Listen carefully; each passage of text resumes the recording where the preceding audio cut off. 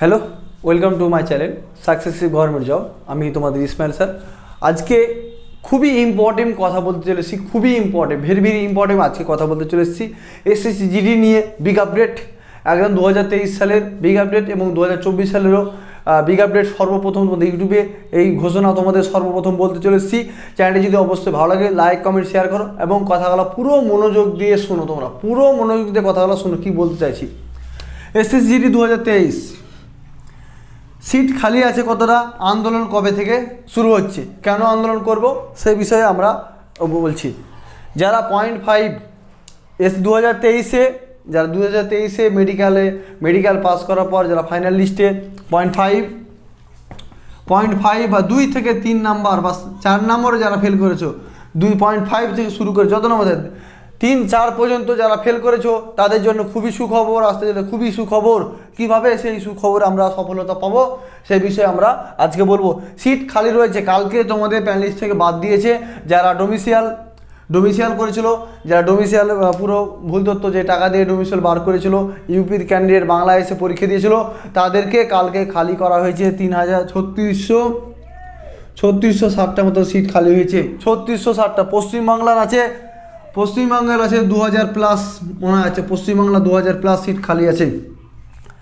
এই যে যারা 0.5, 2, 3 বা 4 নম্বরে যারা ফেল করেছো তাদেরকে কিন্তু এই আন্দোলন কিন্তু করতে হবে।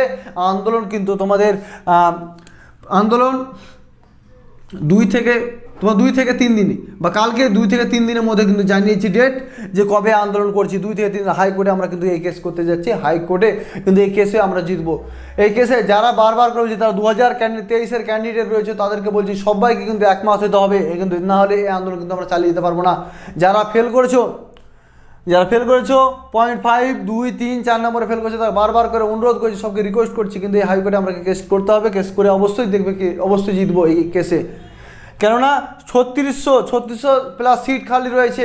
সেই খালি সিটে কিন্তু পুনরায় যেন নিয়োগ হয় সেই দাবি আমরা মানতে হবে, সেই দাবি আমাদের হাইকোর্টে আমাদের চলবে।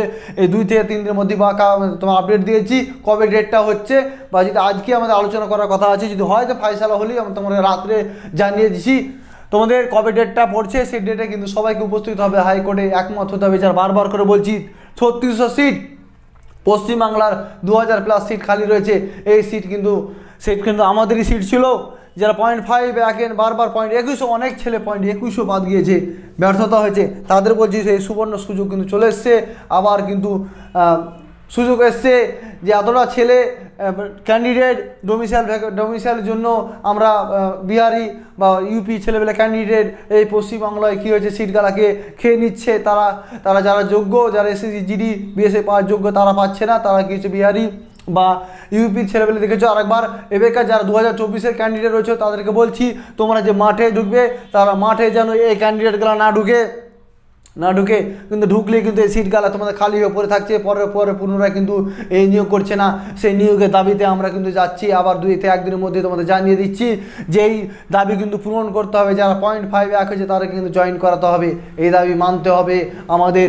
কেননা তার জন্য বলছি তারা 2024-এর ক্যান্ডিডেট, তারাকে বারবার করে বলছি বাইরের বিগত ক্যান্ডিডেটকে বলতে হবে, বাংলা বলতে ওয়েস্টবেঙ্গলের ক্যান্ডিডেট ঢুকতে দেওয়া যাবে না, কোনো বিহারি বা কোনো ইউপি ক্যান্ডিডেটকে ঢুকতে দেবে না। তোমাদের জিজ্ঞাসা করবে যে কত সালে তিনি বাংলা দেখবে, কি বলতে পারছে কিনা, লিখতে পারছে কিনা, সেই বিষয়টা জানতে হবে তোমাদের। কিন্তু খুব শীঘ্রই 2024-এর কিন্তু মাঠের ঘোষণা করা হবে খুব শীঘ্রই। তোমাদের এপ্রিলের একটু লেট হতে পারে, এপ্রিলের বলেছিলাম সেকেন্ড উইকটা, সেকেন্ড হচ্ছে না, একটু দেরি হবে মাঠের।